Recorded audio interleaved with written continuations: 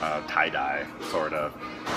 I know there were some dinosaurs and a couple other things, and the ones I have now, I didn't realize that I had signed them, and I wrote the price, which was 5 cents on each piece, and my grandmother came by and she bought 2, and I made a dime, and then my mom bought the rest.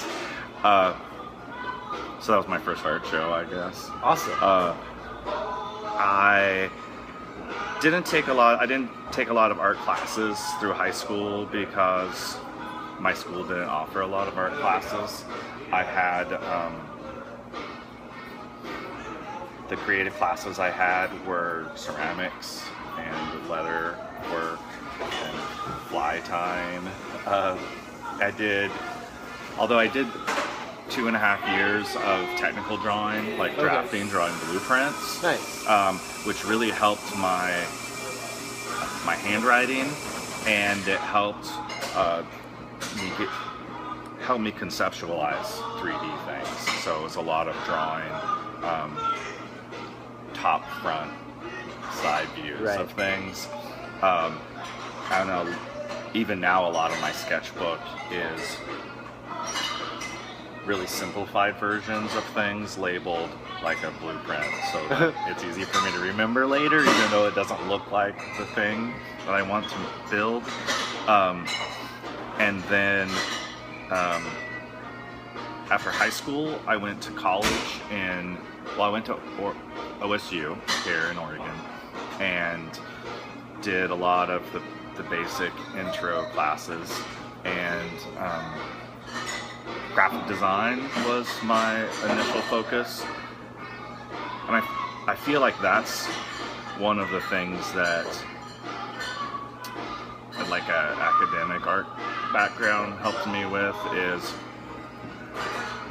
thinking about composition and really thinking about like sketching things out. A lot of our assignments were, you know, we would have like, we'd pick a letter, like the letter R, and we would have to go to the hardware store and pick up an item. I remember having the letter R and a bolt, and we had to draw the bolt somehow combined with the letter R 30 different ways before the next class.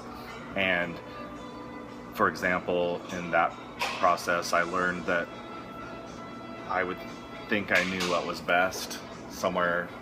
I'd do 5 and I'd be like, okay, I nailed it. Right. And then I would have to do 25 more, and without thinking about it, I would just crank stuff out, and sometimes magic happens there, because like you get all of the obvious things out of your head, and then the stream of consciousness sort of helps you have to other really stuff come. be... Yeah, you gotta, I mean, even not even trying to make something good, you're just trying to come up with as many ideas as possible.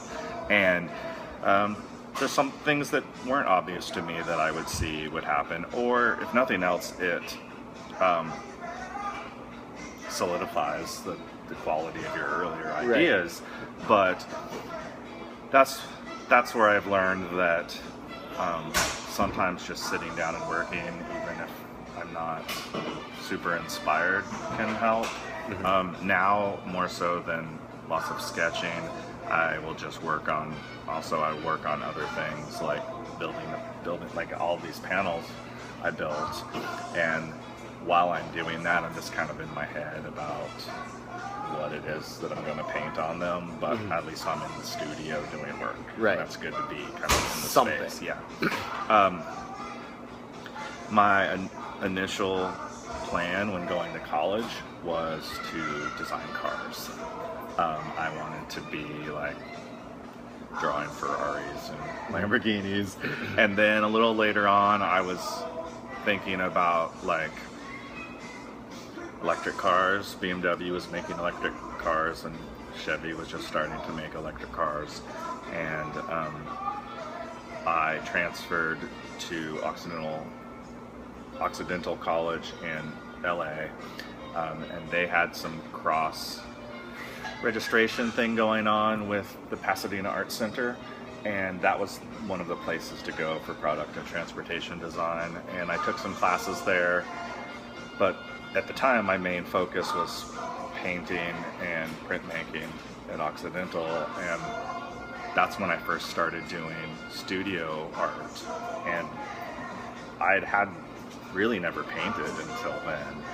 And the sort of immediate process of that and the technical process of the printmaking just really resonated with me. Being in Los Angeles and sort of seeing the vibe of the film industry and the car industry, and it was a little discouraging for me thinking about the reality of being one of those top Ferrari car designers. It would have been probably more likely I would be in a room with a lot of dudes drawing door handles for the Ford Taurus or something like that. Right.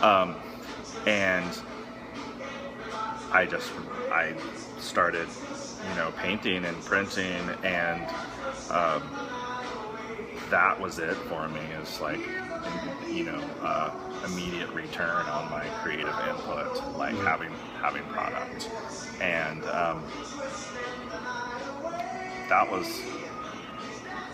was like a big change for me. Learning. I mean, the other thing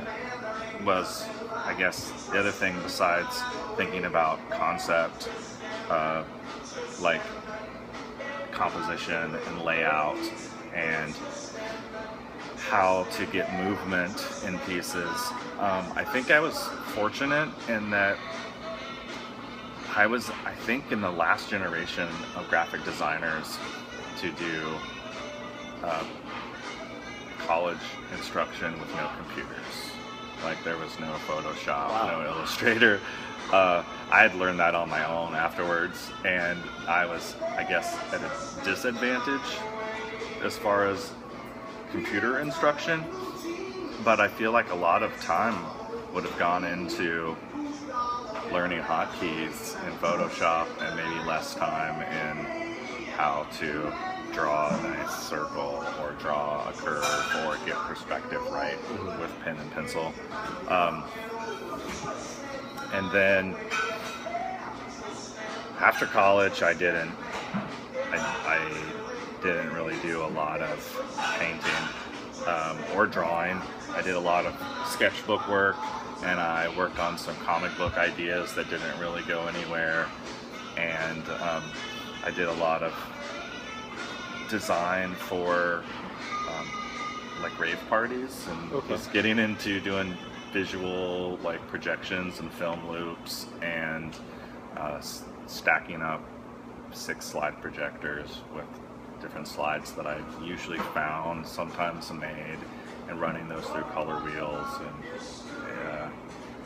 I liked that, creating an environment, but it wasn't until moving up to the Portland area in '98 I started kind of getting back into painting again, and I did the series of had just picked out a few women's faces and from photographs and simplified them into about 5 colors, and just kept repeating those faces over and over. And that's sort of when I found the key to productivity for me, which is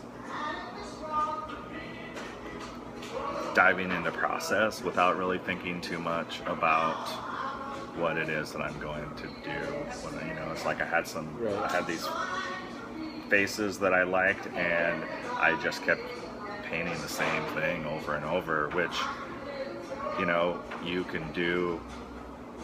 Like, I could have varied the style on these even more than I did, but just because it's the exact same samurai guy, I could hang them on the wall together and there would be context.